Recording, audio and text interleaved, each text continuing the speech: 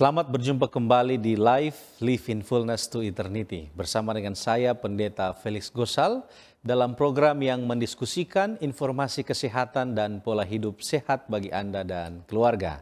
Dan di episode kali ini kita akan masuk pada seri yang baru yaitu Gizi Seimbang. Kita akan membahas topik yang menarik yaitu nutrisi tumbuh kembang anak. Dan tentunya semua orang tua menginginkan anaknya dapat bertumbuh dan berkembang dengan seimbang. Untuk itu wajib bagi kita memantau tahap tumbuh kembang anak-anak kita. Lantas, apa saja nutrisi yang penting bagi anak selama masa pertumbuhan ini? Untuk membahas topik ini kami telah mengundang seorang dokter spesialis anak. Beliau adalah Dr. Gerald Langingi. Dr. Gerald Langingi menamatkan sarjana kedokteran pada tahun 2006 dan kemudian menyelesaikan profesi spesialis anak di tahun 2019 di Universitas Samratulangi, Manado. Dan beliau memulaikan karir di Kabupaten Memramu, Papua Tengah, dan kemudian pada tahun 2012 memulaikan pelayanan di Rumah Sakit Advent Manado. Beliau sempat melayani sebagai dokter spesialis di Sumatera Selatan, dan saat ini beliau dipercayakan menjadi dokter spesialis anak di Rumah Sakit Advent Manado.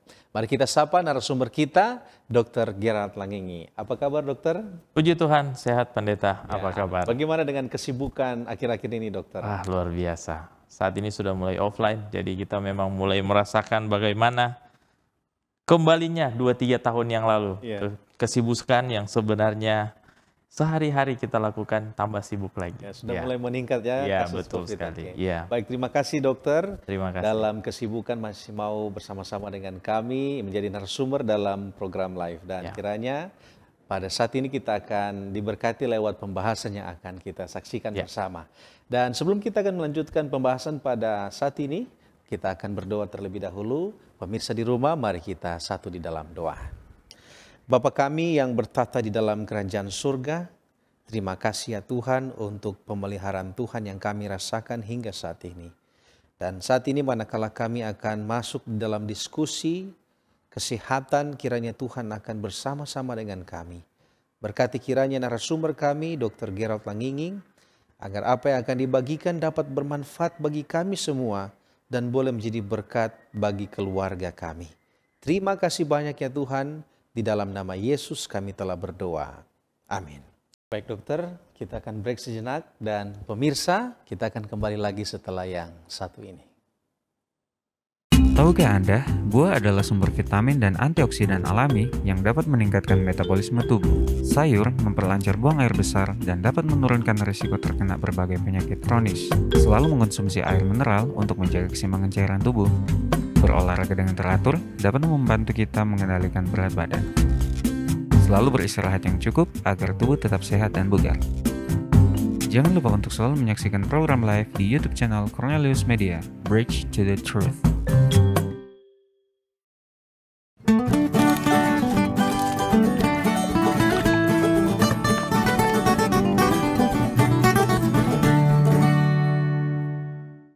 Kembali lagi dengan kami di Live in Fullness to Eternity. Dan kita langsung saja ke narasumber kita, Dr. Gerald Langingi, sehubungan dengan topik kita pada saat ini yaitu nutrisi tumbuh kembang anak. Kami persilakan dokter untuk menyampaikan materi. Oke, terima kasih Pendeta Felix. Pada hari ini saya senang sekali kita akan sama-sama membuka wawasan kita akan sama-sama belajar mengenai sebenarnya ini adalah hal yang kita lakukan sehari-hari untuk memberikan yang terbaik untuk anak-anak kita. Kita akan bicara mengenai nutrisi untuk tumbuh dan kembang. Jadi sebenarnya bukan cuma untuk tumbuh, untuk kembang juga untuk anak-anak kita. Nah, sebenarnya pertanyaannya adalah apa sebenarnya tumbuh kembang anak itu? Jadi sebenarnya ada dua kata, ada kata tumbuh dan ada kata kembang. Sebagian besar kita sebagai orang dewasa hanya memahami satu kalimat atau satu kata yaitu tumbuh. Jadi kita tahu, oh anak saya bertumbuh. Artinya secara fisik anak kita bertumbuh. Entah berdasarkan berat badannya ataupun berdasarkan tinggi badannya. Jadi pada dasarnya kata pertama pertumbuhan itu berbeda dengan kata kedua perkembangan. Nah, pertumbuhan itu adalah suatu definisi antara lain bertambah jumlah ya dan besarnya sel di seluruh bagian tubuh yang secara kuantitatif dapat diukur. Jadi kita dapat mengukur suatu pertumbuhan anak berdasarkan anaknya tambah tinggi dengan anaknya tambah berat. Jadi kalau anak kita lahir, contohnya lahirnya 3.000 gram atau 3 kilo, otomatis saat usia 1 tahun tidak mungkin dia akan tetap di 3 kilo, otomatis tidak bertumbuh. Nah, begitu juga panjang badan atau tinggi badan. Saat lahir contohnya 50 cm, otomatis pada saat dia berusia 1 tahun, tidak mungkin hanya tetap bertahan di 50 cm. Nah, itulah yang kita namakan dengan pertumbuhan. Nah, untuk perkembangan adalah kata yang kedua. Jadi tadi kita bicara tentang pertumbuhan. Yang kedua perkembangan. Perkembangan ini adalah bertambah sempurnanya fungsi. Jadi anak-anak itu selain dia bertambah besar, bertambah berat, dia juga memiliki fungsi daripada alat-alat tubuh. Dan itu dicapai melalui tumbuh kematangan dan proses belajarnya anak itu sendiri.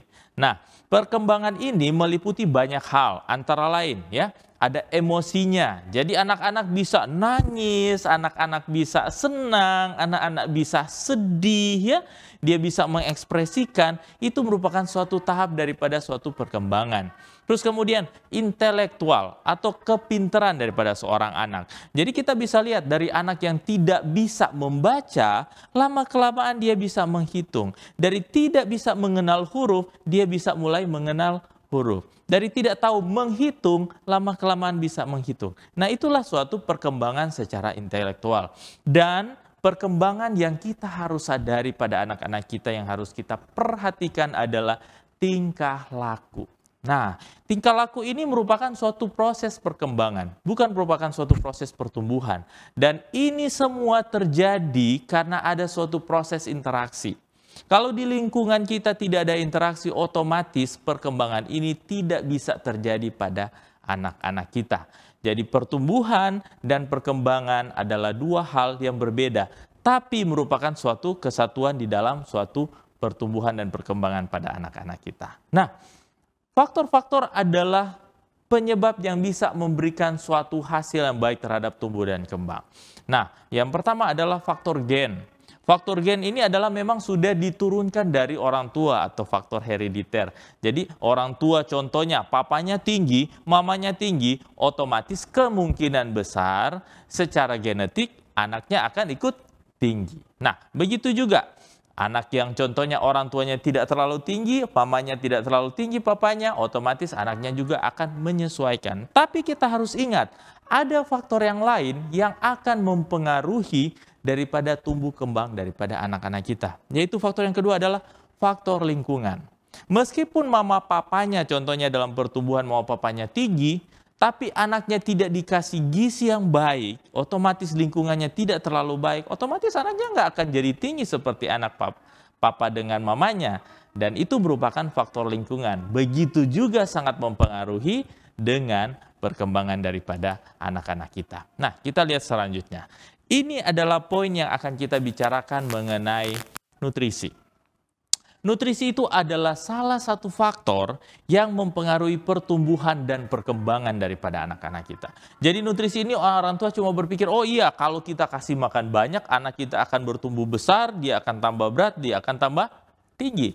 Tidak hanya sampai di situ, tapi perkembangan daripada anak kita akan terpenuhi dengan nutrisi yang baik. Nah, nutrisi ini juga adalah elemen yang dibutuhkan untuk proses dan fungsi daripada tubuh. Jadi proses secara metabolisme di dalam tubuh dan fungsi daripada tubuh itu sendiri sampai dengan fungsi otaknya akan bertumpu daripada nutrisi yang diberikan kepada anak-anak kita.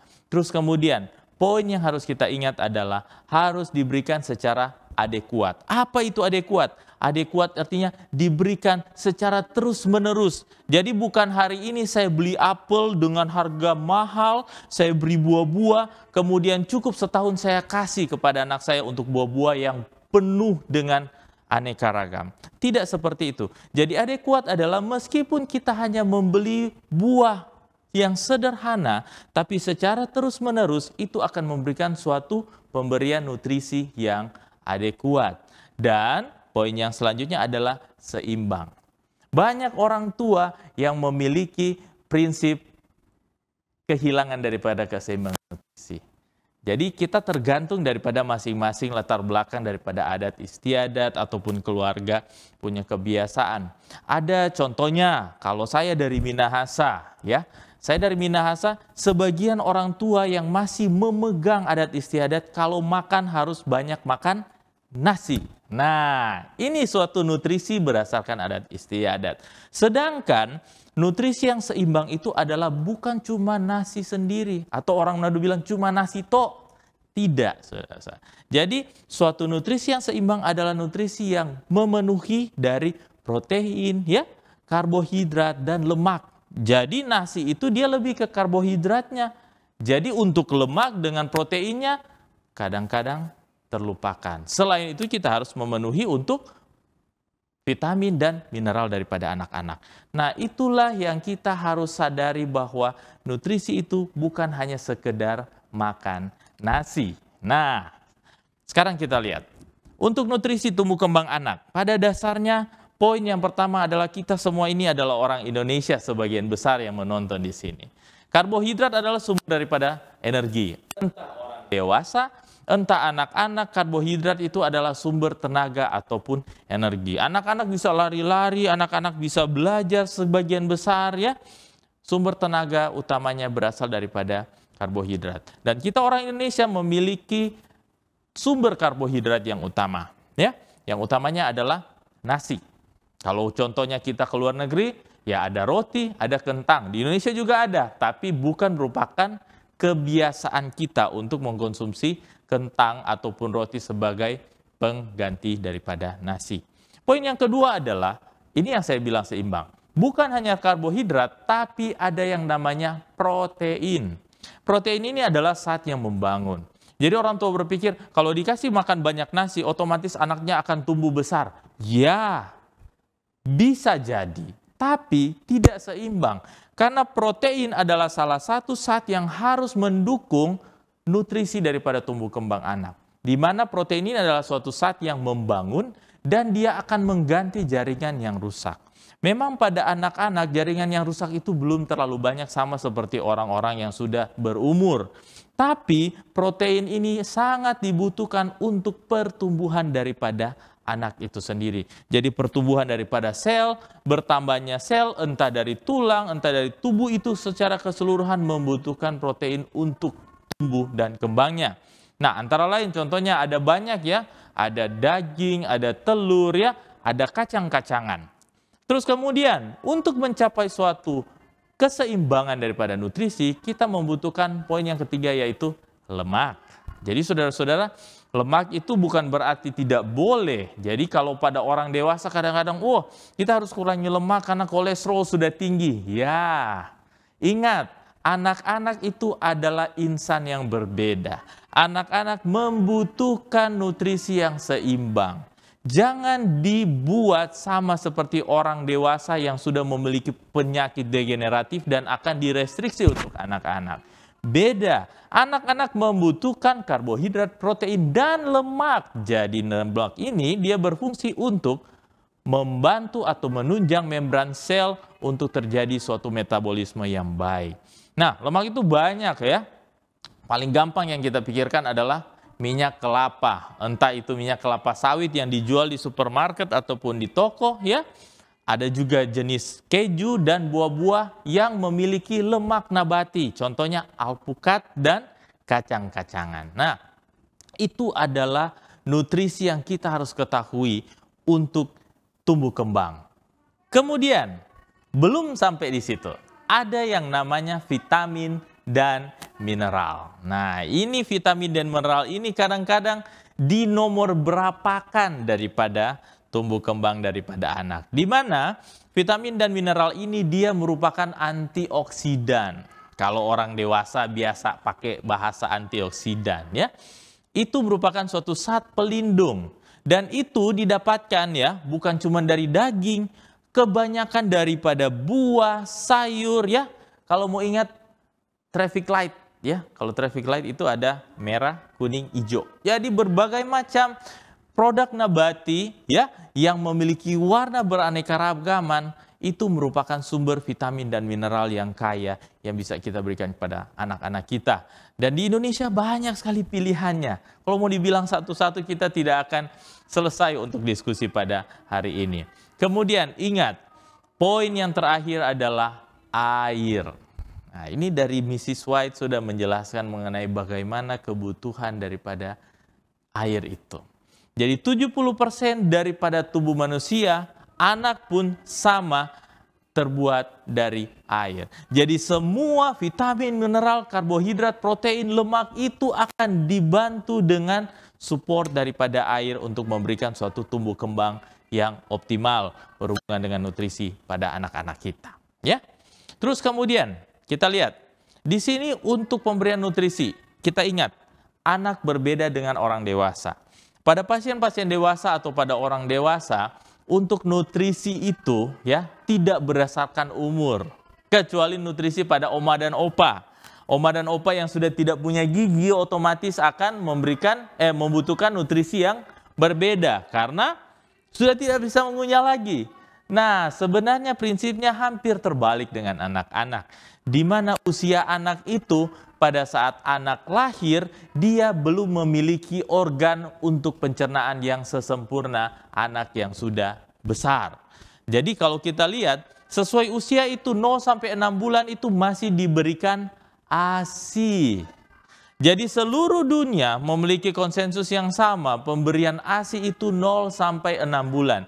Dan bahkan direkomendasikan bisa sampai 2 tahun.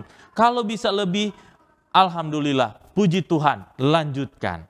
Tapi 0 sampai 6 bulan itu tidak ada nutrisi yang lain selain air susu ibu. Ya, jadi belum ada anak di bawah 6 bulan yang sudah diberikan makan nasi, apalagi tidak ada, belum.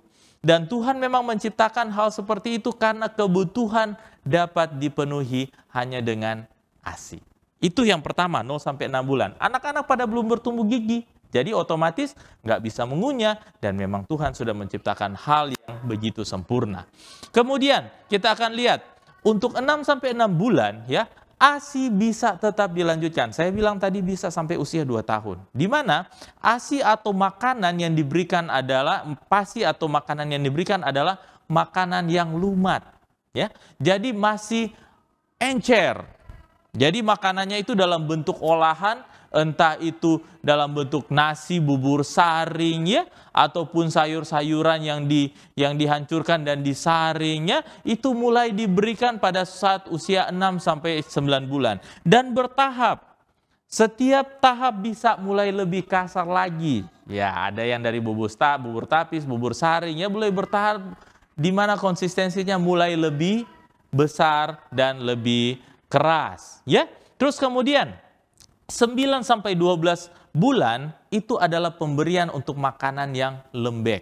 Jadi makanan yang diberikan itu adalah makanan yang sudah mulai memiliki bentuk, tapi masih butuh cara yang lebih enak untuk memberikan. Jadi bahasanya kalau kita orang dewasa itu kan bisa ngunyah ya. Kalau anak-anak umur 9 sampai 12 bulan giginya baru 1 atau 2. Kalau kita kasih daging sapi contohnya yang disemur, yang nggak dikasih hancur, otomatis nggak bisa termakan oleh anak itu. Jadi konsistensinya sudah mulai ada ya, tapi masih dalam bentuk lembek.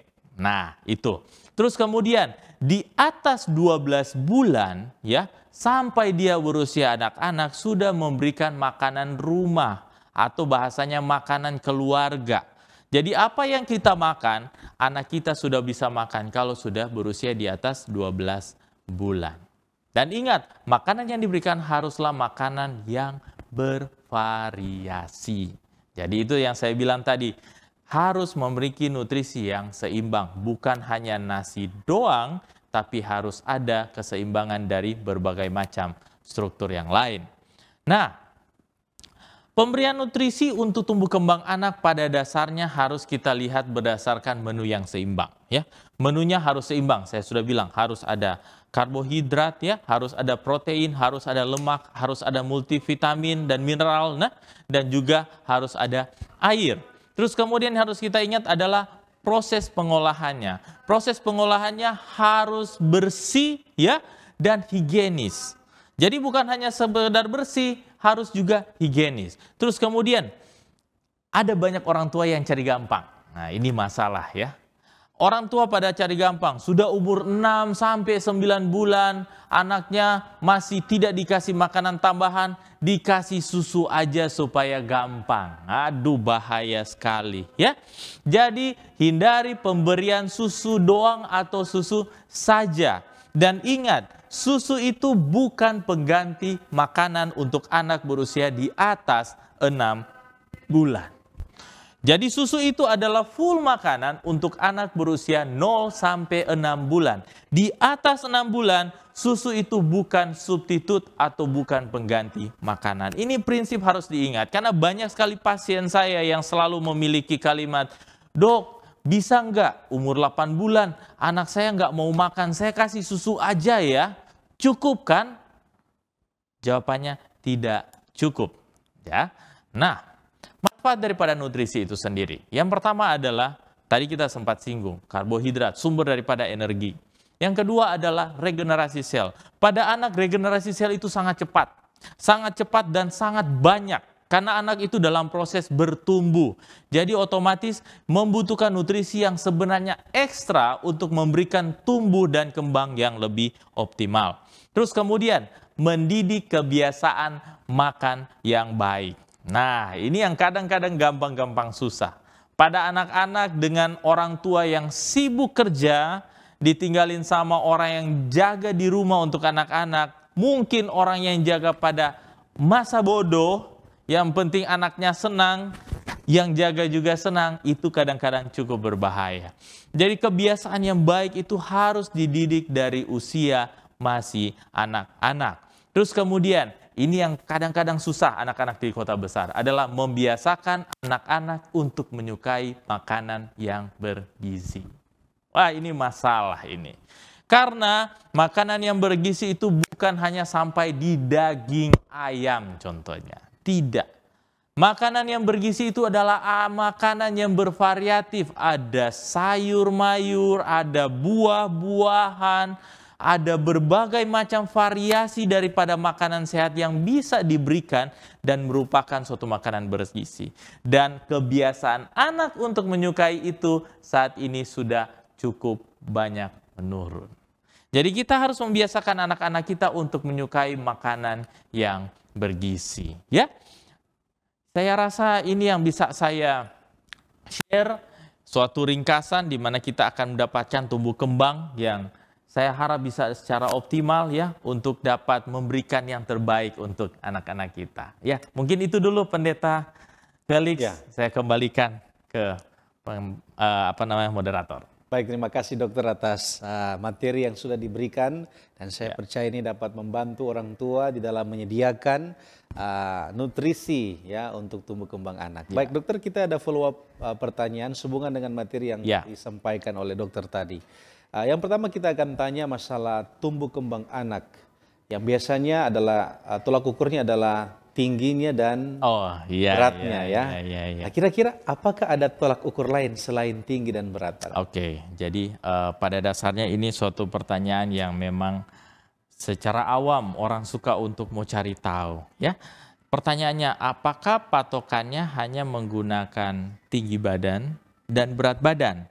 Ya, memang secara ilmu kedokteran untuk tumbuh kita menggunakan patokan daripada tinggi dan berat badan berdasarkan umur. Ya, jadi umur contohnya dia pada saat dia masih umur 0 bulan, dia lahir 3 kilo, ya. Panjangnya 48 cm. Kita akan melihat pada saat seiring imunisasi dan perkembangannya, pertumbuhannya, seiring pemberian imunisasi umur 1 bulan, 2 bulan, 3 bulan, 4 bulan ya. Biasanya dokter anak ataupun dokter akan memberikan suatu charting bertambah, jadi beratnya tambah, panjang badannya tambah ya, berdasarkan usianya ya, sampai saat dia dewasa. Karena chartingnya berbeda di bawah usia 5 tahun dengan di atas 5 tahun. Nah, untuk parameternya, pendeta tanya tadi, apakah ada parameter yang lain? Ya, tadi yang saya katakan adalah parameter untuk pertumbuhan.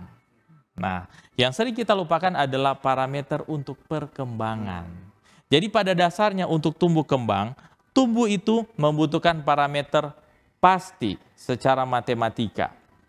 Tingginya berapa, beratnya berapa, dan itu tidak bisa disubstitut dengan yang lain. Ya, jangan kita membandingkan antara anak saya dengan anak pendeta, sama-sama lahir, tanggal yang sama, bulan yang sama, tahun yang sama, terus kemudian anak pendeta lebih tinggi daripada anak saya secara fisik. Tidak bisa kita menggunakan parameter seperti itu. Karena faktor tinggi potensial genetik tiap keluarga itu pasti berbeda. Jadi kita tidak bisa menggunakan patokan seperti itu. Itu untuk pertumbuhan. Untuk perkembangan, ya, kita ada milestone-nya. Jadi milestone-nya setiap usia itu akan berbeda. Contohnya, nah ini patokannya, kita tidak menggunakan berat badan dan tinggi badan. Kita menggunakan patokan daripada perkembangan anak itu sendiri. Jadi anak itu contohnya, umur 0 bulan saat lahir, apa yang dia bisa? Yang pasti dia hanya bisa menangis. Ya, oke. Pada saat umur 3 bulan, ya, 4 bulan, kita mulai melihat, seorang dokter akan menilai, apalagi dokter anak akan menilai, oh lehernya mulai kuat. Nah, itu merupakan salah satu patokan untuk perkembangan yang normal daripada anak.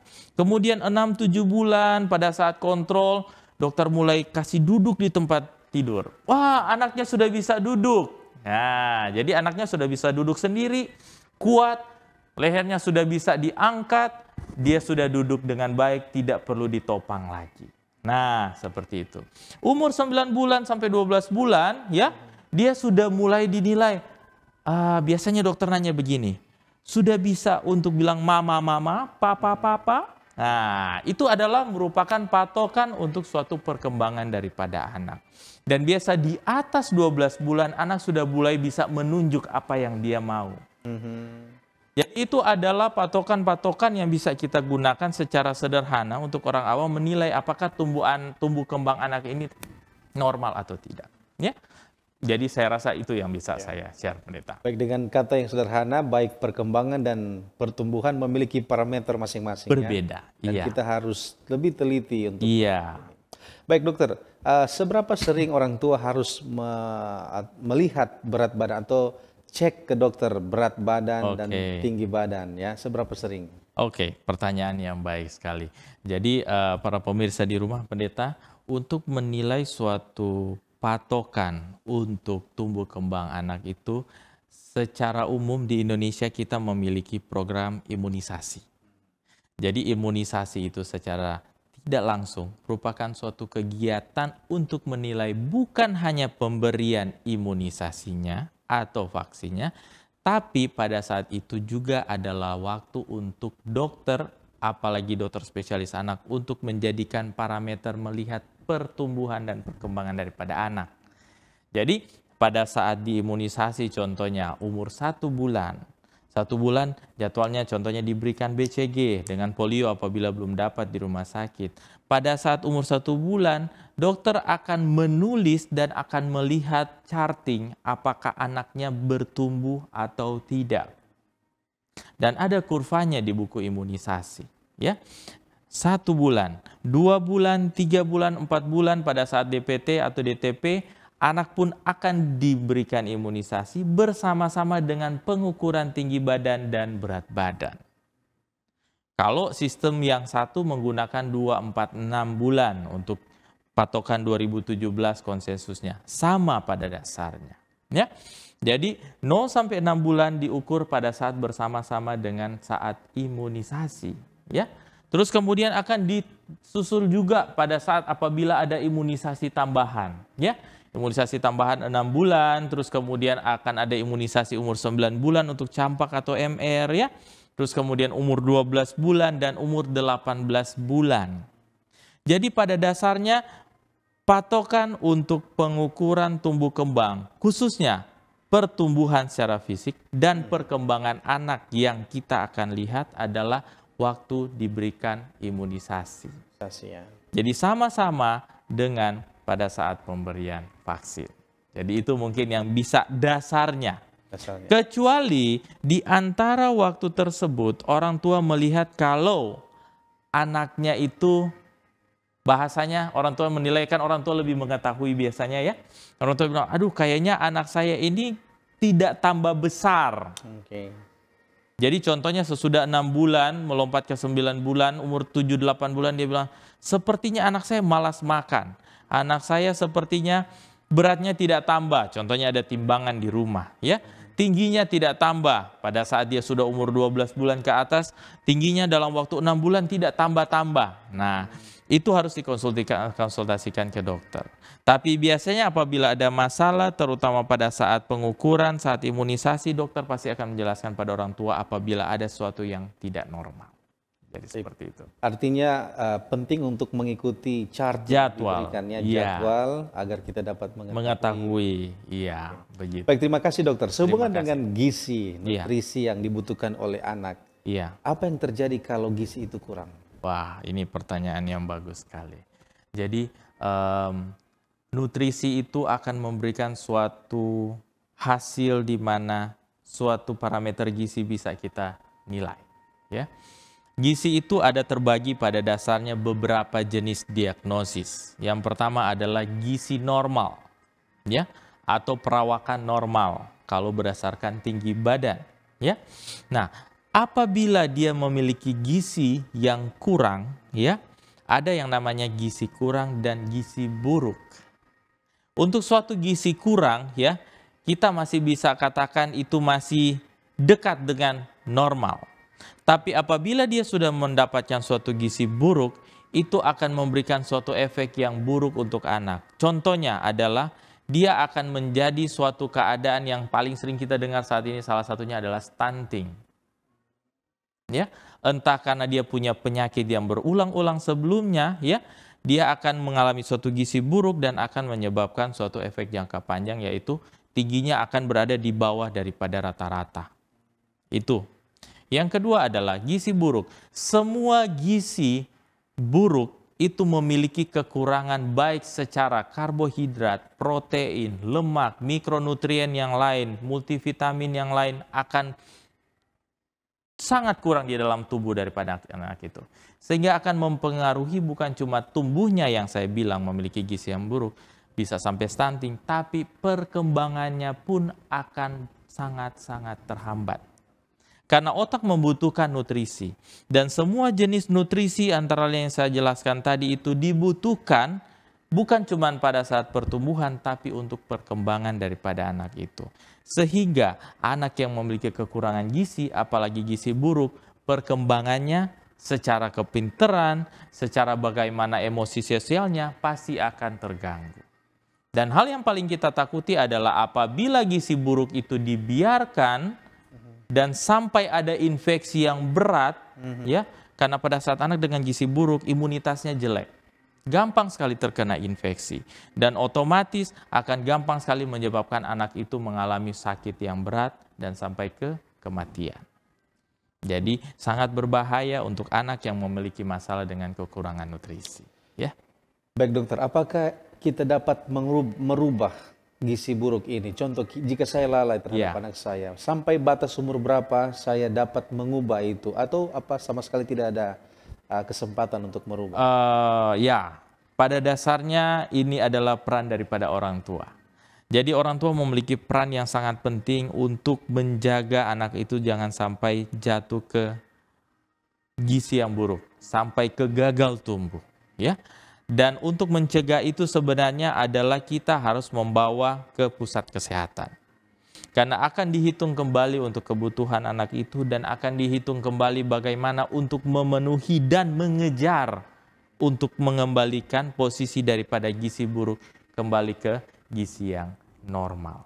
Itu membutuhkan waktu dan itu membutuhkan usaha kerjasama antara para medis dan orang tua. Jadi dengan kata lain dapat dikejar ya? Bisa. Ya, sampai batas mana kira-kira? Kalau untuk batas berdasarkan umur, kalau kita bicara tentang gizi buruk bisa terjadi pada umur berapapun. Bisa terjadi pada anak umur 6 bulan ataupun anak umur 8 tahun bisa terjadi. Tapi gizi buruk ataupun gizi yang tidak terkontrol yang berada di bawah cartingan dalam waktu yang lama dan dia sudah menjadi perawakan pendek ataupun stunting ataupun growth faltering, itu sudah tidak bisa dikejar. pada titik umur tertentu apabila sudah jauh daripada cartingan yang sebenarnya. Jadi secepatnya untuk diperbaiki. Baik, dokter, tadi kita bicara tentang kekurangan. Bagaimana dengan kelebihan? Ini banyak yang terjadi. Jadi malahan kalau kita di Manado sendiri ya, ini kebetulan kita siaran dari Manado ya, bukan merupakan suatu kebanggaan. Tapi Manado adalah salah satu kota yang terbaik memiliki anak-anak dengan kelebihan nutrisi. Jadi anak-anaknya cenderung lebih ke overweight dan obesitas. Jadi anak-anak memiliki kecenderungan untuk badannya lebih berat daripada usia berdasarkan berat usianya. Gitu. Pada anak-anak dengan obesitas ya, khususnya kalau overweight masih masuk di dalam kurva di bawah +3 SD, itu kita masih lebih mudah. Tapi untuk anak-anak yang obesitas memiliki resiko yang lebih besar. Karena banyak sekali penelitian yang membuktikan pada saat anak memiliki obesitas, pada saat dia berusia dewasa nanti akan meningkatkan risiko untuk penyakit-penyakit, contohnya diabetes mellitus, ya, penyakit jantung, ya, dan banyak penyakit-penyakit yang lain yang gampang sekali tercetus untuk terjadi pada saat anak masih usia anak dan sudah memiliki obesitas. Jadi itu merupakan suatu investasi yang tidak baik sebenarnya. Jadi kalau punya anak yang obesitas, kalau bisa mulailah diet yang baik, ya. Apakah dokter punya saran diet yang baik untuk anak obesitas? Ya, pada dasarnya untuk anak obesitas ya, diet yang baik adalah kita tetap mulaikan dengan kebiasaan di rumah dulu, ya. Banyak sekali cara untuk kita akan memperbaiki suatu obesitas ya. Yang pasti lebih baik dikonsultasikan dengan dokter spesialis anak supaya lebih spesifik, karena kalau kita bahas di sini mungkin waktunya agak panjang ya. Pada dasarnya yang pertama adalah kita harus membuat suatu kebiasaan makan yang baik dulu untuk anak. Apa yang dia makan ya, dan kebiasaannya itu dulu yang harus kita rubah. Biasanya anak dengan obesitas memiliki kebiasaan yang buruk pada saat makan. Contohnya zaman sekarang ini, anak-anak banyak yang makan sambil nonton. Ya, pada saat dia makan sambil nonton otomatis kadang-kadang tidak terkontrol. Terus kemudian kebiasaan makan di luar jam makan. Ya. Terus kemudian untuk jenis makanan, ya. Kita saya mengingatkan lagi untuk traffic light diet, ya. Merah, kuning, hijau, ya. Yang merah itu kalau bisa dikurangi. Yang kuning agak banyak, tapi kita banyakin yang hijau. Jadi kita kembali lagi kembali ke makanan yang nabati, makanan yang menyehatkan sebagaimana yang Mrs. White sarankan. Jadi itu mungkin yang bisa saya share. Baik, terima kasih dokter.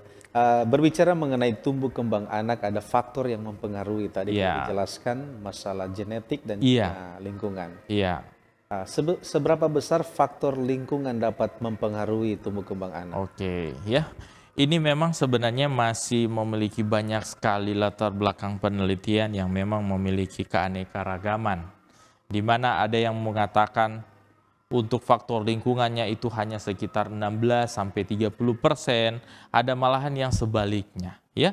Tapi kalau bisa mau disimpulkan adalah sebagian besar penelitian bisa menuliskan bahwa hampir 50-50, hampir 5-50% faktor genetik dengan faktor lingkungan. Sehingga kita harus menyeimbangkan. Jadi contohnya, kalau saya bilang saya contohnya pendek, istri saya pun pendek.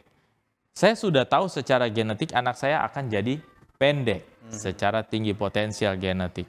Tapi saya akan mengusahakan supaya anak saya jangan sama seperti saya dan istri saya. Otomatis faktor lingkungan saya bisa memberikan nutrisi yang optimal, memberikan karbohidrat, protein ya secara adekuat, lemak dan juga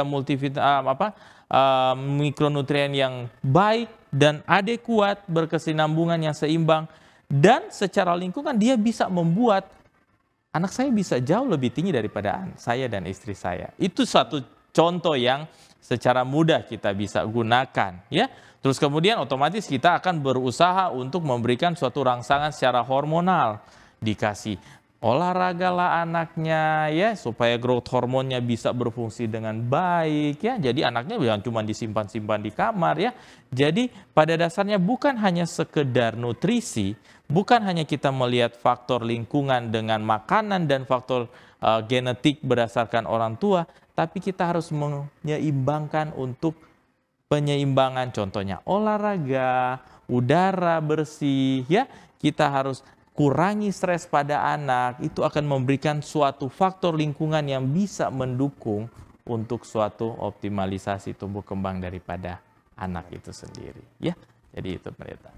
Baik, terima kasih dokter. Ya. Sekarang kita berbicara mengenai berat badan. Ya. Ada anak yang makannya banyak, tetapi berat badannya tidak bertambah. Ya. Bagaimana dokter menjelaskan ini? Iya, betul. Ya, oke, terima kasih pendeta. Pada dasarnya kita mungkin dapat membagi atas beberapa pembagian untuk anak yang sudah makan banyak tapi berat badannya tidak bertambah. Ya, yang pertama kita kembali lagi ke faktor genetik.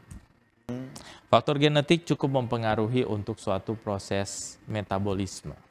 Di mana anak yang memiliki metabolisme yang cepat, contohnya saya bukan bilang saya kurus ya, tapi badan saya cukup kecil. Anak saya pun pada saat umur seperti saya 5 tahun dulu badannya kecil seperti itu sampai sekarang. Karena kami memiliki metabolisme yang secara genetik cepat metabolisme kami. Jadi pada saat makanan atau nutrisi yang masuk, entah itu contohnya karbohidrat terlalu tinggi, dia tidak akan disimpan terlalu banyak di dalam tubuh, tapi malahan dia akan diekskresikan, akan dikeluarkan kembali. Dan secara genetik tiap orang berbeda. Itu yang pertama genetik. Yang kedua adalah ada suatu penyakit penyerta. Bukan karena genetik. Jadi contohnya anaknya mungkin suka main tanah dari kecil, tapi tidak pernah diberikan obat cacing. Ya, jadi ada penyakit penyerta.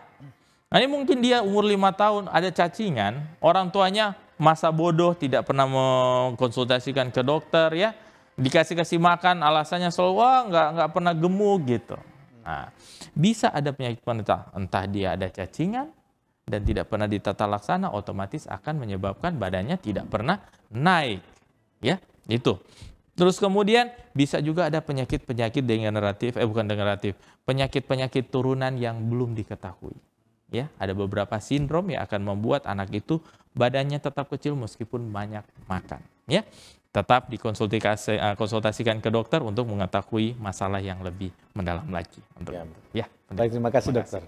Ya, sekarang bagaimana dengan anak yang badannya kurus, artinya tidak terlalu gemuk, tetapi sangat kuat dan aktif. Sedangkan ada anak yang badannya besar, tapi sering sakit-sakitan.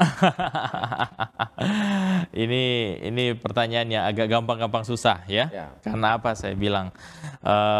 Ada anak yang kurus ya, tampak aktif. Ada anak yang gemuk, malahan kurang aktif dan malahan gampang sekali terkena suatu penyakit. Sebenarnya kita akan kembali lagi ke faktor environment, faktor lingkungan. Faktor lingkungan itu sangat berhubungan dengan kebiasaan masing-masing keluarga. Ya. Anak yang kurus memang bukan berarti dia selalu sehat. Tidak. Anak yang gemuk juga bukan berarti dia selalu sakit. Ya. Jadi pada dasarnya faktor kebiasaan di keluarga itu akan menentukan anak itu akan menjadi seperti apa. Ya. Jadi pada saat anak itu kita biasakan, ya kamu di dalam rumah aja terus, kamu udah nggak usah panas-panasan di luar ya, udah mama papa kerja kamu main di dalam aja ya, itu merupakan salah satu faktor yang membuat suatu perbedaan antara suatu imunitas ya, karena itu berhubungan dengan metabolisme tubuh. Contohnya pada saat imunitas anaknya jelek, mau dia kurus mau dia gemuk tetap dia akan sakit. Tapi anak yang gemuk otomatis akan bertambah gemuk, bertambah malas untuk beraktivitas. Dan akan menyebabkan lebih tambah berat badannya dan akhirnya tambah malas untuk beraktivitas. Karena anak kurus, ringan, lebih enak untuk beraktivitas. Jadi pada dasarnya kita kembali lagi kan ke lingkungan. Apabila keluarga memberikan suatu kebiasaan yang baik, akan dapat sangat membantu tidak berdasarkan patokan apakah dia kurus atau gemuk. Jadi itu sebenarnya. Baik, terima kasih dokter. Nah, yang terakhir mungkin ya, Apakah anak yang aktif, boleh dikatakan super aktif, Ya. dapat mempengaruhi berat badan anak itu sendiri? Oke, ini untuk anak yang super aktif, apakah dapat mempengaruhi berat badan? Berat badan itu banyak faktor, ya. Jadi bisa dari genetik, bisa environment. Untuk environment, kalau dia terlalu aktif dan intake kalorinya kurang, otomatis berat badannya akan kurang. Dalam kata lain adalah tetap kita harus menilai berapa banyak yang dia masuk.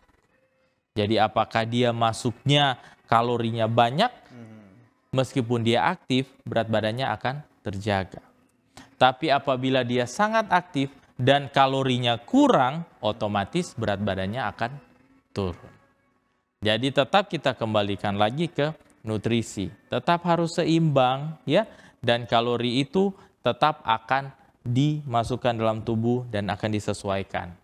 Gitu. Tapi pada dasarnya faktor genetik cukup mempengaruhi. Jadi tetap meskipun anaknya aktif sekali, tapi faktor genetiknya memang dia gemuk, metabolismenya lambat, tetap anaknya bisa jadi gemuk. Jadi seperti itu. Baik dokter, kita akan break sejenak dan pemirsa jangan kemana-mana, tetap bersama dengan kami. Setelah ini kami akan kembali lagi dengan narasumber kita Dr. Gerald Langingi.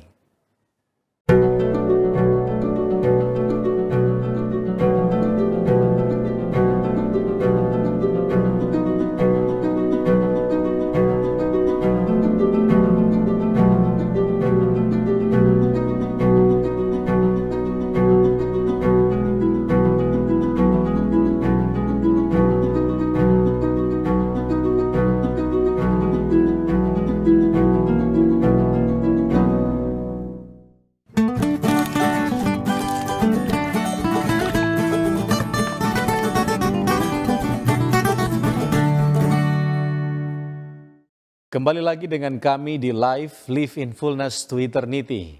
Dan kita langsung saja ke narasumber kita, Dr. Gerald Langingi, sehubungan dengan topik kita pada saat ini yaitu nutrisi tumbuh kembang anak. Kami persilakan dokter untuk menyampaikan materi. Oke, terima kasih Pendeta Felix. Pada hari ini saya senang sekali kita akan sama-sama membuka wawasan kita akan sama-sama belajar mengenai sebenarnya ini adalah hal yang kita lakukan sehari-hari untuk memberikan yang terbaik untuk anak-anak kita. Kita akan bicara mengenai nutrisi untuk tumbuh dan kembang. Jadi sebenarnya bukan cuma untuk tumbuh, untuk kembang juga untuk anak-anak kita. Nah, sebenarnya pertanyaannya adalah apa sebenarnya tumbuh kembang anak itu? Jadi sebenarnya ada dua kata, ada kata tumbuh dan ada kata kembang. Sebagian besar kita sebagai orang dewasa hanya memahami satu kalimat atau satu kata yaitu tumbuh. Jadi kita tahu, oh anak saya bertumbuh. Artinya secara fisik anak kita bertumbuh. Entah berdasarkan berat badannya ataupun berdasarkan tinggi badannya. Jadi pada dasarnya kata pertama pertumbuhan itu berbeda dengan kata kedua perkembangan. Nah, pertumbuhan itu adalah suatu definisi antara lain bertambah jumlah ya dan besarnya sel di seluruh bagian tubuh yang secara kuantitatif dapat diukur. Jadi kita dapat mengukur suatu pertumbuhan anak berdasarkan anaknya tambah tinggi dengan anaknya tambah berat. Jadi kalau anak kita lahir, contohnya lahirnya 3.000 gram atau 3 kilo, otomatis saat usia 1 tahun tidak mungkin dia akan tetap di 3 kilo, otomatis tidak bertumbuh. Nah, begitu juga panjang badan atau tinggi badan. Saat lahir contohnya 50 cm, otomatis pada saat dia berusia 1 tahun, tidak mungkin hanya tetap bertahan di 50 cm. Nah, itulah yang kita namakan dengan pertumbuhan. Nah, untuk perkembangan adalah kata yang kedua. Jadi tadi kita bicara tentang pertumbuhan. Yang kedua perkembangan. Perkembangan ini adalah bertambah sempurnanya fungsi. Jadi anak-anak itu selain dia bertambah besar, bertambah berat, dia juga memiliki fungsi daripada alat-alat tubuh. Dan itu dicapai melalui tumbuh kematangan dan proses belajarnya anak itu sendiri. Nah, perkembangan ini meliputi banyak hal, antara lain ya, ada emosinya. Jadi anak-anak bisa nangis, anak-anak bisa senang, anak-anak bisa sedih, ya. Dia bisa mengekspresikan, itu merupakan suatu tahap daripada suatu perkembangan. Terus kemudian intelektual atau kepintaran daripada seorang anak. Jadi kita bisa lihat dari anak yang tidak bisa membaca, lama-kelamaan dia bisa menghitung. Dari tidak bisa mengenal huruf, dia bisa mulai mengenal huruf. Dari tidak tahu menghitung, lama-kelamaan bisa menghitung. Nah, itulah suatu perkembangan secara intelektual. Dan perkembangan yang kita harus sadari pada anak-anak kita yang harus kita perhatikan adalah tingkah laku. Nah, tingkah laku ini merupakan suatu proses perkembangan, bukan merupakan suatu proses pertumbuhan. Dan ini semua terjadi karena ada suatu proses interaksi. Kalau di lingkungan kita tidak ada interaksi, otomatis perkembangan ini tidak bisa terjadi pada anak-anak kita. Jadi pertumbuhan dan perkembangan adalah dua hal yang berbeda, tapi merupakan suatu kesatuan di dalam suatu pertumbuhan dan perkembangan pada anak-anak kita. Nah, faktor-faktor adalah penyebab yang bisa memberikan suatu hasil yang baik terhadap tumbuh dan kembang. Nah, yang pertama adalah faktor gen. Faktor gen ini adalah memang sudah diturunkan dari orang tua atau faktor herediter. Jadi orang tua contohnya papanya tinggi, mamanya tinggi, otomatis kemungkinan besar secara genetik anaknya akan ikut tinggi. Nah, begitu juga anak yang contohnya orang tuanya tidak terlalu tinggi, mamanya tidak terlalu tinggi, papanya, otomatis anaknya juga akan menyesuaikan. Tapi kita harus ingat, ada faktor yang lain yang akan mempengaruhi daripada tumbuh kembang daripada anak-anak kita. Yaitu faktor yang kedua adalah faktor lingkungan. Meskipun mama papanya contohnya dalam pertumbuhan mama papanya tinggi, tapi anaknya tidak dikasih gizi yang baik, otomatis lingkungannya tidak terlalu baik, otomatis anaknya nggak akan jadi tinggi seperti anak papa dengan mamanya. Dan itu merupakan faktor lingkungan. Begitu juga sangat mempengaruhi dengan perkembangan daripada anak-anak kita. Nah, kita lihat selanjutnya. Ini adalah poin yang akan kita bicarakan mengenai nutrisi. Nutrisi itu adalah salah satu faktor yang mempengaruhi pertumbuhan dan perkembangan daripada anak-anak kita. Jadi nutrisi ini orang tua cuma berpikir, oh iya kalau kita kasih makan banyak, anak kita akan bertumbuh besar, dia akan tambah berat, dia akan tambah tinggi. Tidak hanya sampai di situ, tapi perkembangan daripada anak kita akan terpenuhi dengan nutrisi yang baik. Nah, nutrisi ini juga adalah elemen yang dibutuhkan untuk proses dan fungsi daripada tubuh. Jadi proses secara metabolisme di dalam tubuh dan fungsi daripada tubuh itu sendiri sampai dengan fungsi otaknya akan bertumpu daripada nutrisi yang diberikan kepada anak-anak kita. Terus kemudian, poin yang harus kita ingat adalah harus diberikan secara adekuat. Apa itu adekuat? Adekuat artinya diberikan secara terus-menerus. Jadi bukan hari ini saya beli apel dengan harga mahal, saya beri buah-buah, kemudian cukup setahun saya kasih kepada anak saya untuk buah-buah yang penuh dengan aneka ragam. Tidak seperti itu. Jadi adekuat adalah meskipun kita hanya membeli buah yang sederhana, tapi secara terus-menerus itu akan memberikan suatu pemberian nutrisi yang adekuat. Dan poin yang selanjutnya adalah seimbang. Banyak orang tua yang memiliki prinsip kehilangan daripada keseimbangan nutrisi. Jadi kita tergantung daripada masing-masing latar belakang daripada adat istiadat ataupun keluarga punya kebiasaan. Ada contohnya, kalau saya dari Minahasa, ya. Saya dari Minahasa, sebagian orang tua yang masih memegang adat istiadat kalau makan harus banyak makan nasi.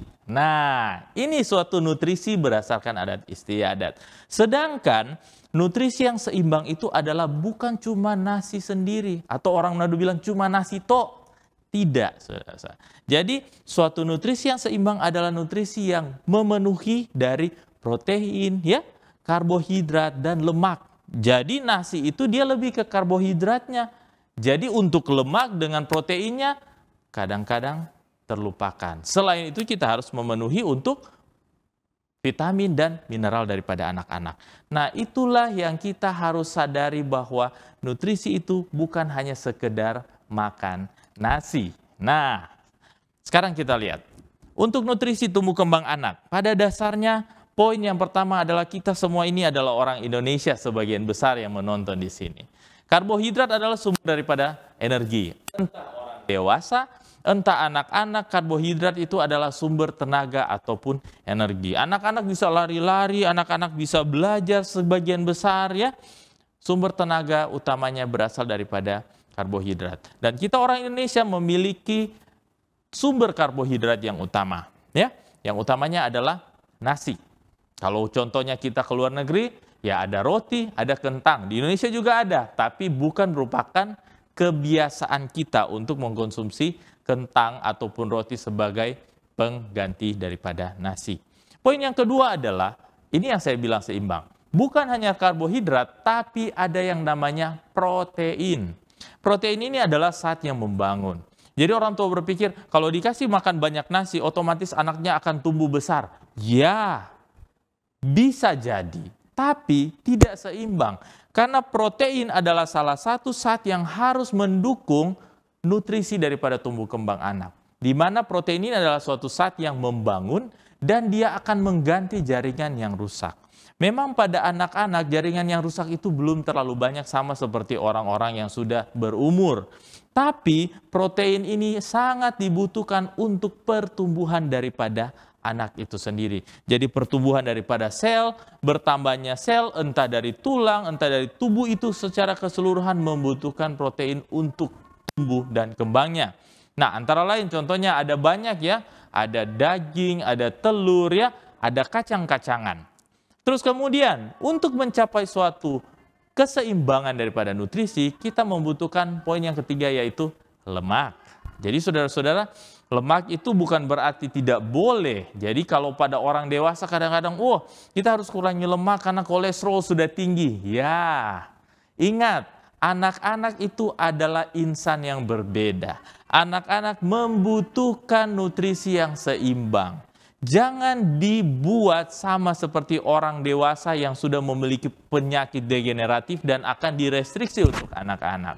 Beda, anak-anak membutuhkan karbohidrat, protein, dan lemak. Jadi lemak ini dia berfungsi untuk membantu atau menunjang membran sel untuk terjadi suatu metabolisme yang baik. Nah, lemak itu banyak ya.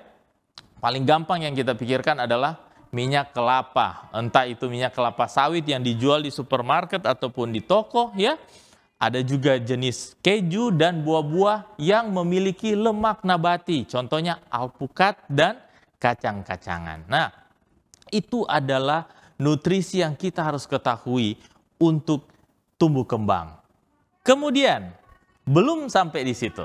Ada yang namanya vitamin dan mineral. Nah, ini vitamin dan mineral ini kadang-kadang dinomor berapakan daripada tumbuh kembang daripada anak. Di mana vitamin dan mineral ini dia merupakan antioksidan. Kalau orang dewasa biasa pakai bahasa antioksidan ya. Itu merupakan suatu zat pelindung. Dan itu didapatkan ya bukan cuma dari daging, kebanyakan daripada buah, sayur ya. Kalau mau ingat traffic light ya. Kalau traffic light itu ada merah, kuning, hijau. Jadi berbagai macam produk nabati ya yang memiliki warna beraneka ragaman itu merupakan sumber vitamin dan mineral yang kaya yang bisa kita berikan kepada anak-anak kita.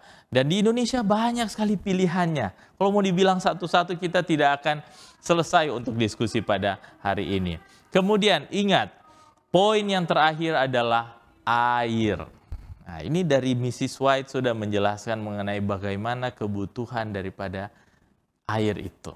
Jadi 70% daripada tubuh manusia, anak pun sama terbuat dari air. Jadi semua vitamin, mineral, karbohidrat, protein, lemak itu akan dibantu dengan support daripada air untuk memberikan suatu tumbuh kembang yang optimal berhubungan dengan nutrisi pada anak-anak kita. Ya.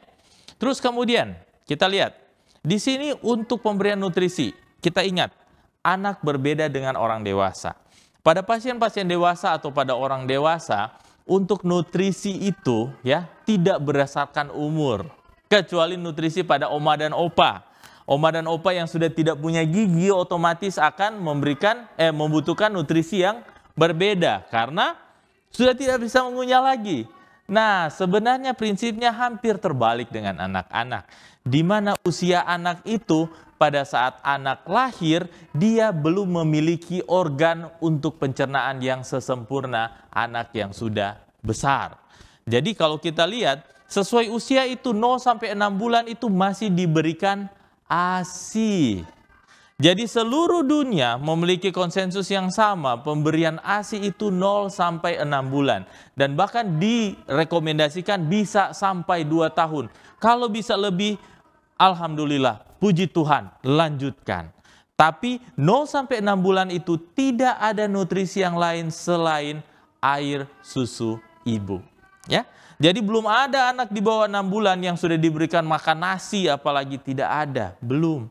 Dan Tuhan memang menciptakan hal seperti itu karena kebutuhan dapat dipenuhi hanya dengan ASI. Itu yang pertama, 0 sampai 6 bulan. Anak-anak pada belum bertumbuh gigi, jadi otomatis nggak bisa mengunyah dan memang Tuhan sudah menciptakan hal yang begitu sempurna. Kemudian kita akan lihat untuk 6 sampai 6 bulan ya, ASI bisa tetap dilanjutkan. Saya bilang tadi bisa sampai usia 2 tahun. Di mana ASI atau makanan yang diberikan adalah PASI atau makanan yang diberikan adalah makanan yang lumat, ya. Jadi masih encer. Jadi makanannya itu dalam bentuk olahan, entah itu dalam bentuk nasi, bubur saring ya, ataupun sayur-sayuran yang dihancurkan dan disaringnya, itu mulai diberikan pada saat usia 6 sampai 9 bulan dan bertahap.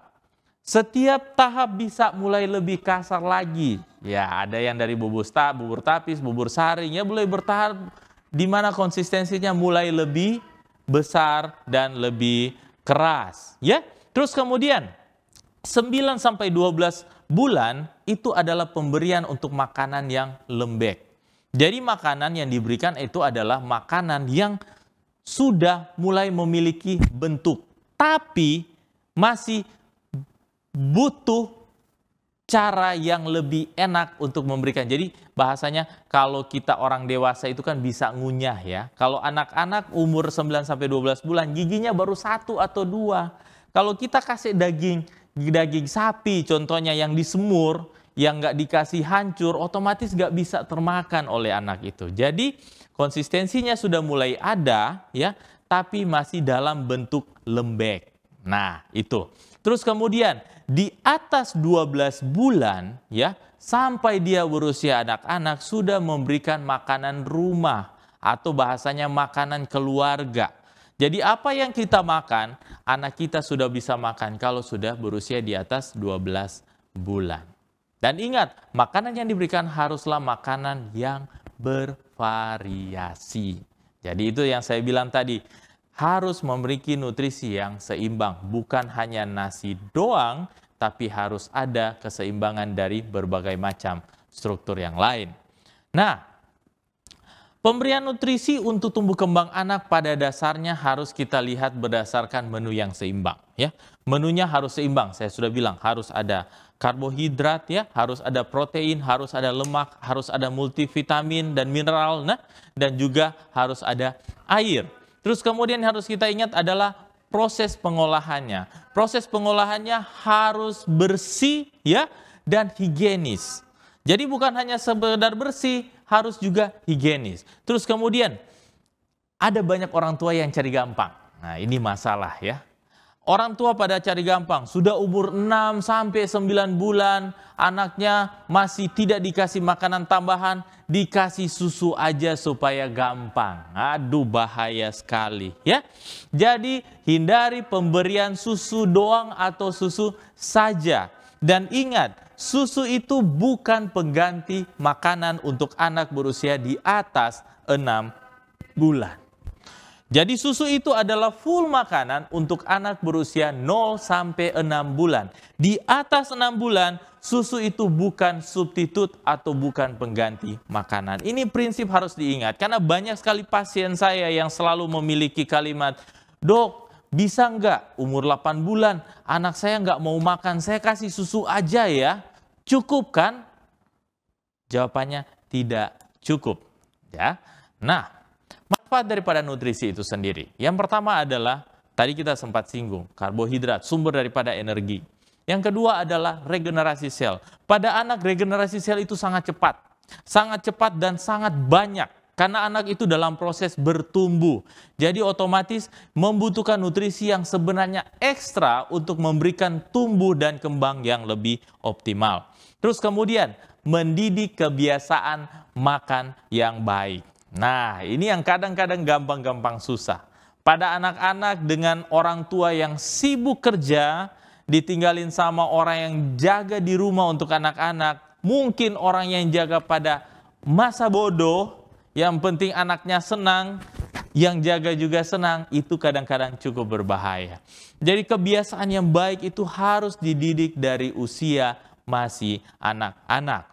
Terus kemudian, ini yang kadang-kadang susah anak-anak di kota besar, adalah membiasakan anak-anak untuk menyukai makanan yang bergizi. Wah, ini masalah ini. Karena makanan yang bergizi itu bukan hanya sampai di daging ayam contohnya. Tidak. Makanan yang bergizi itu adalah makanan yang bervariatif. Ada sayur-mayur, ada buah-buahan, ada berbagai macam variasi daripada makanan sehat yang bisa diberikan dan merupakan suatu makanan bergizi. Dan kebiasaan anak untuk menyukai itu saat ini sudah cukup banyak menurun. Jadi kita harus membiasakan anak-anak kita untuk menyukai makanan yang bergizi. Ya, saya rasa ini yang bisa saya share, suatu ringkasan di mana kita akan mendapatkan tumbuh kembang yang saya harap bisa secara optimal ya untuk dapat memberikan yang terbaik untuk anak-anak kita. Ya, mungkin itu dulu Pendeta Felix. Ya. Saya kembalikan ke moderator. Baik, terima kasih dokter atas materi yang sudah diberikan dan saya percaya ini dapat membantu orang tua di dalam menyediakan nutrisi ya untuk tumbuh kembang anak. Ya. Baik dokter, kita ada follow up pertanyaan sehubungan dengan materi yang disampaikan oleh dokter tadi. Yang pertama kita akan tanya masalah tumbuh kembang anak yang biasanya adalah tolak ukurnya adalah tingginya dan beratnya ya. Nah, kira-kira apakah ada tolak ukur lain selain tinggi dan berat? Oke, jadi pada dasarnya ini suatu pertanyaan yang memang secara awam orang suka untuk mau cari tahu. Ya, pertanyaannya apakah patokannya hanya menggunakan tinggi badan dan berat badan? Ya, memang secara ilmu kedokteran untuk tumbuh kita menggunakan patokan daripada tinggi dan berat badan berdasarkan umur. Ya, jadi umur contohnya dia pada saat dia masih umur 0 bulan, dia lahir 3 kilo, ya. Panjangnya 48 cm. Kita akan melihat pada saat seiring imunisasi dan perkembangannya, pertumbuhannya, seiring pemberian imunisasi umur 1 bulan, 2 bulan, 3 bulan, 4 bulan ya. Biasanya dokter anak ataupun dokter akan memberikan suatu charting bertambah, jadi beratnya tambah, panjang badannya tambah ya, berdasarkan usianya ya, sampai saat dia dewasa. Karena chartingnya berbeda di bawah usia 5 tahun dengan di atas 5 tahun. Nah, untuk parameternya, pendeta tanya tadi, apakah ada parameter yang lain? Ya, tadi yang saya katakan adalah parameter untuk pertumbuhan. Nah, yang sering kita lupakan adalah parameter untuk perkembangan. Jadi pada dasarnya untuk tumbuh kembang, tumbuh itu membutuhkan parameter pasti secara matematika. Tingginya berapa, beratnya berapa, dan itu tidak bisa disubstitut dengan yang lain. Ya, jangan kita membandingkan antara anak saya dengan anak pendeta, sama-sama lahir tanggal yang sama, bulan yang sama, tahun yang sama, terus kemudian anak pendeta lebih tinggi daripada anak saya secara fisik. Tidak bisa kita menggunakan parameter seperti itu, karena faktor tinggi potensial genetik tiap keluarga itu pasti berbeda. Jadi kita tidak bisa menggunakan patokan seperti itu. Itu untuk pertumbuhan. Untuk perkembangan ya kita ada milestone-nya. Jadi milestone-nya setiap usia itu akan berbeda. Contohnya, nah ini patokannya, kita tidak menggunakan berat badan dan tinggi badan. Kita menggunakan patokan daripada perkembangan anak itu sendiri. Jadi anak itu contohnya, umur 0 bulan saat lahir, apa yang dia bisa? Yang pasti dia hanya bisa menangis. Ya, oke. Pada saat umur 3 bulan, ya 4 bulan, kita mulai melihat Seorang dokter akan menilai, apalagi dokter anak akan menilai, oh lehernya mulai kuat. Nah, itu merupakan salah satu patokan untuk perkembangan yang normal daripada anak. Kemudian 6-7 bulan pada saat kontrol, dokter mulai kasih duduk di tempat tidur. Wah, anaknya sudah bisa duduk. Nah, jadi anaknya sudah bisa duduk sendiri, kuat, lehernya sudah bisa diangkat, dia sudah duduk dengan baik, tidak perlu ditopang lagi. Nah, seperti itu. Umur 9 bulan sampai 12 bulan, ya, dia sudah mulai dinilai. Biasanya dokter nanya begini, sudah bisa untuk bilang mama, mama, papa, papa? Nah, itu adalah merupakan patokan untuk suatu perkembangan daripada anak. Dan biasa di atas 12 bulan, anak sudah mulai bisa menunjuk apa yang dia mau. Ya, itu adalah patokan-patokan yang bisa kita gunakan secara sederhana untuk orang awam menilai apakah tumbuh kembang anak ini normal atau tidak. Ya, jadi saya rasa itu yang bisa saya share, Pendeta. Baik, dengan kata yang sederhana, baik perkembangan dan pertumbuhan memiliki parameter masing-masing. Berbeda. Dan kita harus lebih teliti untuk. Baik dokter, seberapa sering orang tua harus melihat berat badan atau cek ke dokter berat badan dan tinggi badan, ya, seberapa sering? Pertanyaan yang baik sekali. Jadi para pemirsa di rumah, Pendeta, untuk menilai suatu patokan untuk tumbuh kembang anak itu, secara umum di Indonesia kita memiliki program imunisasi. Jadi imunisasi itu secara tidak langsung merupakan suatu kegiatan untuk menilai bukan hanya pemberian imunisasinya atau vaksinnya, tapi pada saat itu juga adalah waktu untuk dokter, apalagi dokter spesialis anak, untuk menjadikan parameter melihat pertumbuhan dan perkembangan daripada anak. Jadi pada saat diimunisasi contohnya umur 1 bulan, 1 bulan jadwalnya contohnya diberikan BCG dengan polio apabila belum dapat di rumah sakit. Pada saat umur 1 bulan, dokter akan menulis dan akan melihat charting apakah anaknya bertumbuh atau tidak. Dan ada kurvanya di buku imunisasi. Ya, 1 bulan, 2 bulan, 3 bulan, 4 bulan pada saat DPT atau DTP, anak pun akan diberikan imunisasi bersama-sama dengan pengukuran tinggi badan dan berat badan. Kalau sistem yang satu menggunakan 2, 4, 6 bulan untuk patokan 2017 konsensusnya, sama pada dasarnya. Ya, jadi 0 sampai 6 bulan diukur pada saat bersama-sama dengan saat imunisasi. Ya, terus kemudian akan disusul juga pada saat apabila ada imunisasi tambahan. Ya, imunisasi tambahan 6 bulan, terus kemudian akan ada imunisasi umur 9 bulan untuk campak atau MR, ya. Terus kemudian umur 12 bulan dan umur 18 bulan. Jadi pada dasarnya patokan untuk pengukuran tumbuh kembang, khususnya pertumbuhan secara fisik dan perkembangan anak yang kita akan lihat adalah waktu diberikan imunisasi. Jadi sama-sama dengan pada saat pemberian vaksin. Jadi itu mungkin yang bisa dasarnya. Kecuali di antara waktu tersebut orang tua melihat kalau anaknya itu, bahasanya orang tua menilai, kan orang tua lebih mengetahui biasanya, ya. Orang tua bilang, aduh kayaknya anak saya ini tidak tambah besar. Jadi contohnya sesudah 6 bulan melompat ke 9 bulan, umur 7-8 bulan dia bilang, sepertinya anak saya malas makan. Anak saya sepertinya beratnya tidak tambah, contohnya ada timbangan di rumah, ya. Tingginya tidak tambah, pada saat dia sudah umur 12 bulan ke atas, tingginya dalam waktu 6 bulan tidak tambah-tambah. Nah, itu harus dikonsultasikan ke dokter. Tapi biasanya apabila ada masalah, terutama pada saat pengukuran, saat imunisasi, dokter pasti akan menjelaskan pada orang tua apabila ada sesuatu yang tidak normal. Jadi seperti itu. Artinya penting untuk mengikuti jadwal, jadwal agar kita dapat mengetahui. Iya, begitu. Baik, terima kasih dokter. Sehubungan dengan gizi, nutrisi yang dibutuhkan oleh anak, apa yang terjadi kalau gizi itu kurang? Wah, ini pertanyaan yang bagus sekali. Jadi nutrisi itu akan memberikan suatu hasil di mana suatu parameter gizi bisa kita nilai, ya. Gizi itu ada terbagi pada dasarnya beberapa jenis diagnosis. Yang pertama adalah gizi normal, ya, atau perawakan normal kalau berdasarkan tinggi badan, ya. Nah, apabila dia memiliki gizi yang kurang, ya, ada yang namanya gizi kurang dan gizi buruk. Untuk suatu gizi kurang, ya, kita masih bisa katakan itu masih dekat dengan normal.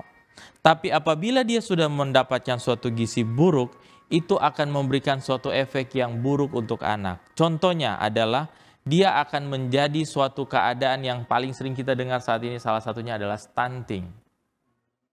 Ya, entah karena dia punya penyakit yang berulang-ulang sebelumnya, ya, dia akan mengalami suatu gizi buruk dan akan menyebabkan suatu efek jangka panjang, yaitu tingginya akan berada di bawah daripada rata-rata. Itu. Yang kedua adalah gizi buruk. Semua gizi buruk itu memiliki kekurangan baik secara karbohidrat, protein, lemak, mikronutrien yang lain, multivitamin yang lain akan sangat kurang di dalam tubuh daripada anak itu. Sehingga akan mempengaruhi bukan cuma tumbuhnya yang saya bilang memiliki gizi yang buruk, bisa sampai stunting, tapi perkembangannya pun akan sangat-sangat terhambat. Karena otak membutuhkan nutrisi. Dan semua jenis nutrisi antara lain yang saya jelaskan tadi itu dibutuhkan bukan cuma pada saat pertumbuhan, tapi untuk perkembangan daripada anak itu. Sehingga anak yang memiliki kekurangan gizi, apalagi gizi buruk, perkembangannya secara kepinteran, secara bagaimana emosi sosialnya pasti akan terganggu. Dan hal yang paling kita takuti adalah apabila gizi buruk itu dibiarkan dan sampai ada infeksi yang berat, ya, karena pada saat anak dengan gizi buruk imunitasnya jelek, gampang sekali terkena infeksi dan otomatis akan gampang sekali menyebabkan anak itu mengalami sakit yang berat dan sampai ke kematian. Jadi sangat berbahaya untuk anak yang memiliki masalah dengan kekurangan nutrisi, ya. Baik dokter, apakah kita dapat merubah gizi buruk ini? Contoh, jika saya lalai terhadap anak saya, sampai batas umur berapa saya dapat mengubah itu? Atau apa sama sekali tidak ada kesempatan untuk merubah? Ya, pada dasarnya ini adalah peran daripada orang tua. Jadi orang tua memiliki peran yang sangat penting untuk menjaga anak itu jangan sampai jatuh ke gizi yang buruk, sampai ke gagal tumbuh, ya. Dan untuk mencegah itu sebenarnya adalah kita harus membawa ke pusat kesehatan. Karena akan dihitung kembali untuk kebutuhan anak itu dan akan dihitung kembali bagaimana untuk memenuhi dan mengejar untuk mengembalikan posisi daripada gizi buruk kembali ke gizi yang normal.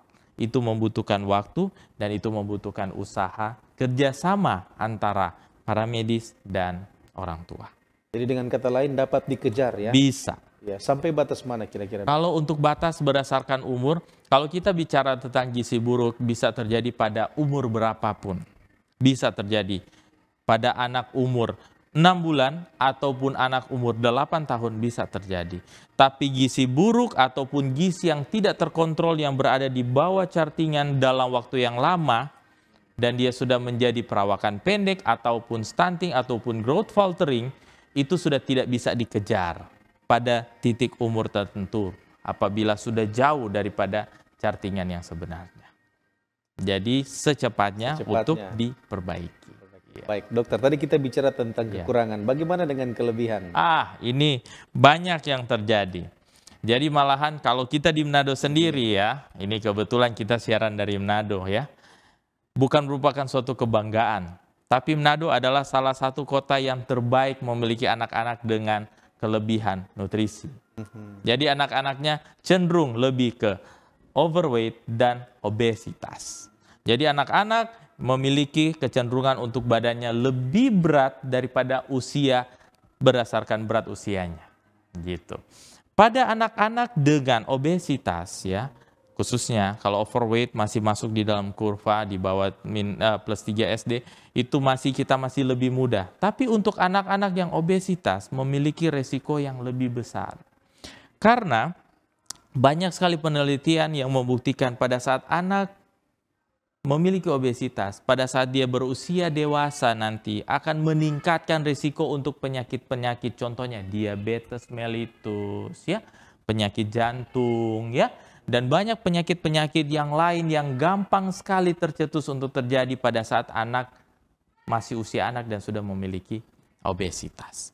Jadi itu merupakan suatu investasi yang tidak baik sebenarnya. Jadi kalau punya anak yang obesitas, kalau bisa mulailah diet yang baik, ya. Apakah dokter punya saran diet yang baik untuk anak obesitas? Ya, pada dasarnya untuk anak obesitas, ya, diet yang baik adalah kita tetap mulaikan dengan kebiasaan di rumah dulu, ya.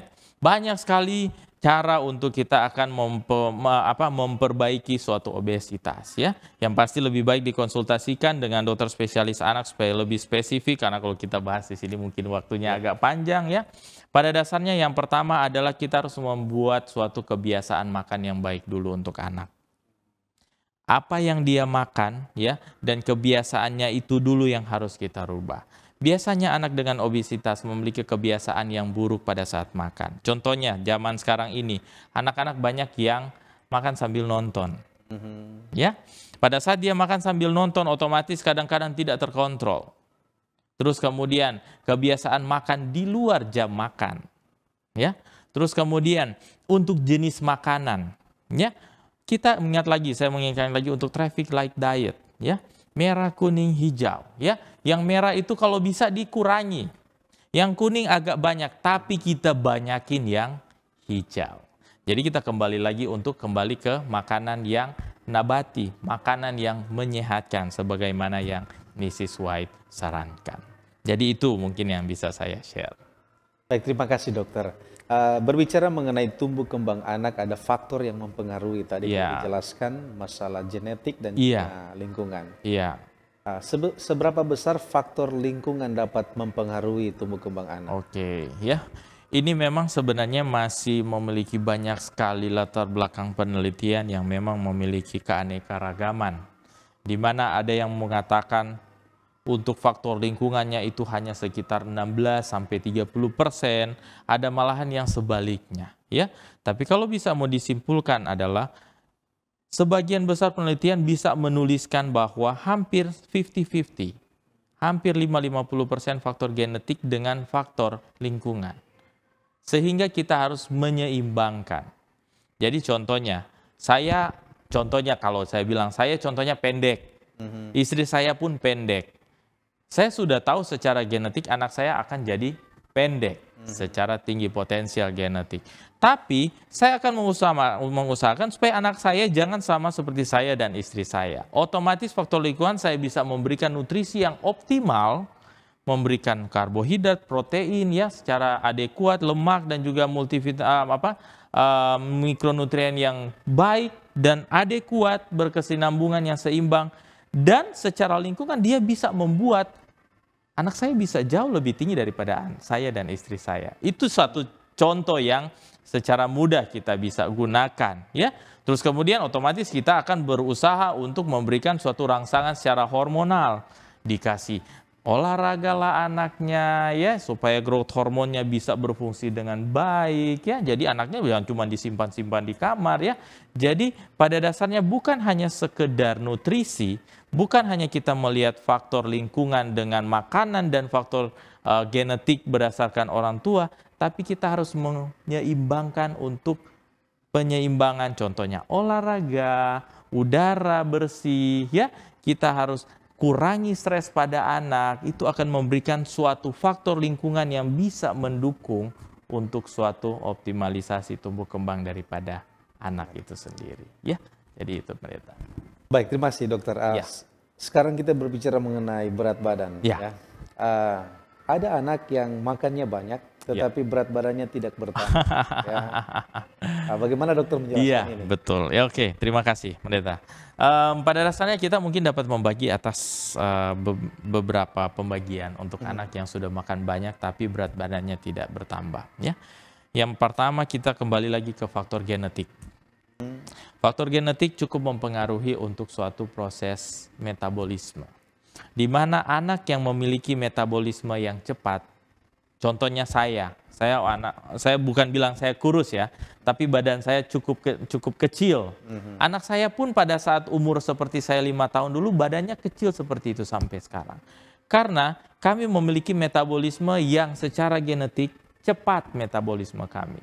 Jadi pada saat makanan atau nutrisi yang masuk, entah itu contohnya karbohidrat terlalu tinggi, dia tidak akan disimpan terlalu banyak di dalam tubuh, tapi malahan dia akan diekskresikan, akan dikeluarkan kembali. Dan secara genetik tiap orang berbeda.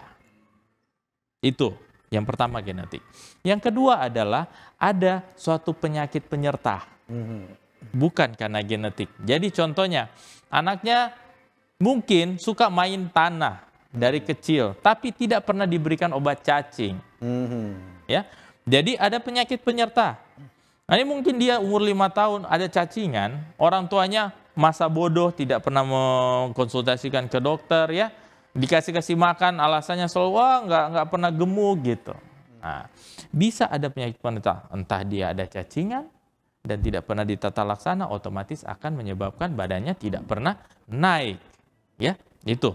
Terus kemudian bisa juga ada penyakit-penyakit degeneratif, penyakit-penyakit turunan yang belum diketahui.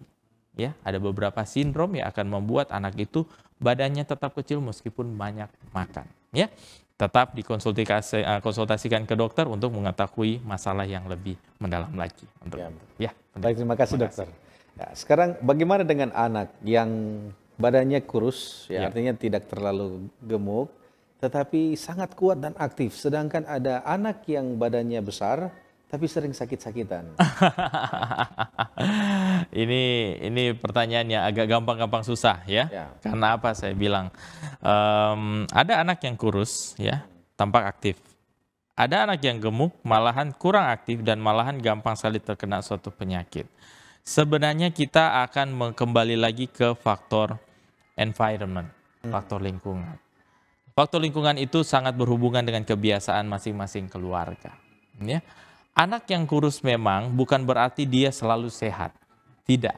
Anak yang gemuk juga bukan berarti dia selalu sakit. Ya.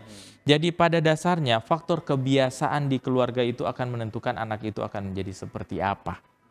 Ya, jadi pada saat anak itu kita biasakan, ya kamu di dalam rumah aja terus, kamu udah nggak usah panas-panasan di luar ya, udah mama papa kerja kamu main di dalam aja ya, itu merupakan salah satu faktor yang membuat suatu perbedaan antara suatu imunitas ya, karena itu berhubungan dengan metabolisme tubuh. Contohnya pada saat imunitas anaknya jelek, mau dia kurus mau dia gemuk tetap dia akan sakit. Tapi anak yang gemuk otomatis akan bertambah gemuk, bertambah malas untuk beraktivitas. Dan akan menyebabkan lebih tambah berat badannya dan akhirnya tambah malas untuk beraktivitas. Karena anak kurus, ringan, lebih enak untuk beraktivitas. Jadi pada dasarnya kita kembali lagi kan ke lingkungan. Apabila keluarga memberikan suatu kebiasaan yang baik, akan dapat sangat membantu tidak berdasarkan patokan apakah dia kurus atau gemuk. Jadi itu sebenarnya. Baik, terima kasih dokter.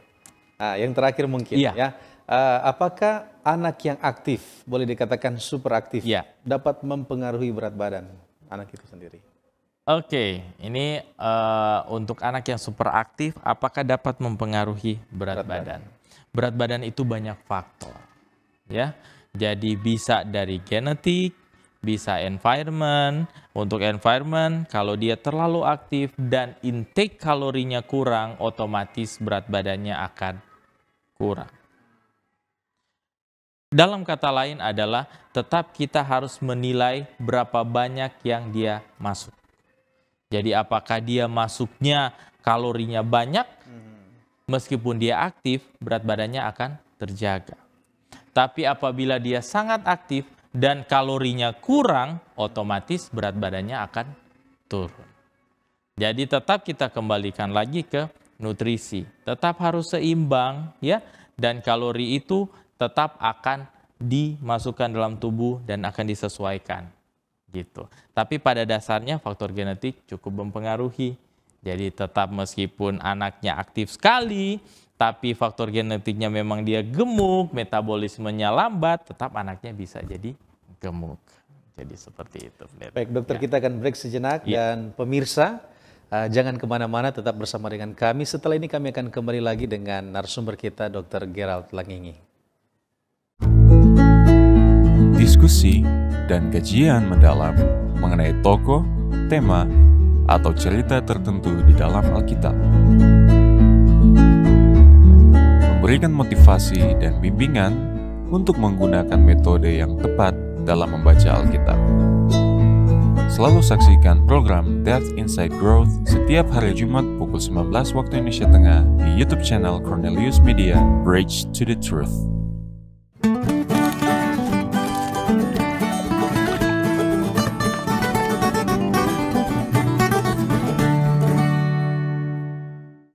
Terima kasih Anda masih setia bersama dengan kami di Live in Fullness to Eternity. Dan kita masuk pada segmen yang terakhir dengan narasumber kita Dr. Gerald Langingi. Baik dokter, sehubungan dengan nutrisi bagi anak itu sendiri, apakah memberikan cemilan itu baik? Dan jika bisa, kira-kira jenis cemilan seperti apa yang baik bagi anak? Pertanyaan yang bagus sekali. Jadi Pendeta, pada dasarnya cemilan itu malahan direkomendasikan. Tapi tanda kutip ya. Jadi rekomendasi suatu cemilan itu adalah cara pemberian makan pada anak yang baik itu adalah 3 makan utama dan 2 snack. Jadi dia makan pagi, contoh jam 7 pagi, jam 10 pagi anak bisa diberikan cemilan ya. Jam 12, jam 1 siang makanan utama lagi, jam 2, jam 3 siang diberikan lagi cemilan, dan makan malam jam 6 atau jam 7 malam. Itu adalah rekomendasi daripada Ikatan Dokter Anak Indonesia dan secara umum WHO pun memberikan rekomendasi yang sama. Cuman pertanyaan kembali lagi, cemilan yang bagaimana yang baik? Jadi pada dasarnya cemilan itu yang disarankan yang pertama untuk anak-anak adalah biskuit. Bisa berdasarkan bahan hewani atau nabati, ya. Jadi pada dasarnya biskuit bisa diberikan sebagai suatu bentuk cemilan, bukan ciki, citos dan sejenisnya. Oke? Itu. Kenapa? Karena kadar garam pada cemilan contohnya seperti ciki, citos atau tidak memberikan merek atau sejenisnya itu memiliki kadar garam yang sangat tinggi. Sehingga kadang-kadang tidak terlalu baik untuk metabolisme daripada seorang anak. Itu. Yang kedua adalah cemilan yang baik adalah cemilan yang berdasarkan nabati, contohnya buah-buahan. Nah, semua jenis buah itu disarankan untuk anak, tidak ada masalah. Silakan, mau dari apel, nenas, alpukat, pepaya, segala macam jenis buah itu baik untuk tumbuh kembang dan pemenuhan nutrisi dan multivitamin untuk anak itu sendiri. Jadi pada dasarnya untuk cemilan tetap disarankan, tapi waktu yang tepat dan komposisi yang tepat. Jadi itu Pendeta. Baik, terima kasih dokter. Ya, terima kasih. Ada satu pertanyaan mitos atau fakta. Ya. Apakah anak yang gemuk pasti sehat? Ini langsung saya jawab. Mitos atau fakta? Apakah anak yang gemuk itu pasti sehat? Jawabannya itu adalah mitos. Kenapa? Karena berdasarkan banyak sekali penelitian, anak yang gemuk itu malahan sudah memiliki potensi untuk terjadi suatu inflamasi. Jadi itu merupakan suatu investasi yang buruk sebenarnya untuk anak, khususnya anak yang gemuk. Karena anak yang gemuk, dia sudah memiliki inflamasi. Inflamasi itu adalah suatu proses peradangan di dalam tubuh. Jadi apabila dia tetap dipertahankan gemuk lama-kelamaan, selain yang tadi saya sudah jelaskan, dia akan memberikan suatu resiko untuk penyakit pada saat dia sudah dewasa, ya. Dia juga akan gampang sekali untuk jatuh pada keadaan sakit berat apabila terjadi suatu infeksi. Dan itu sudah ada banyak sekali penelitiannya. Sehingga untuk suatu kalimat anak gemuk itu sehat, itu adalah mitos.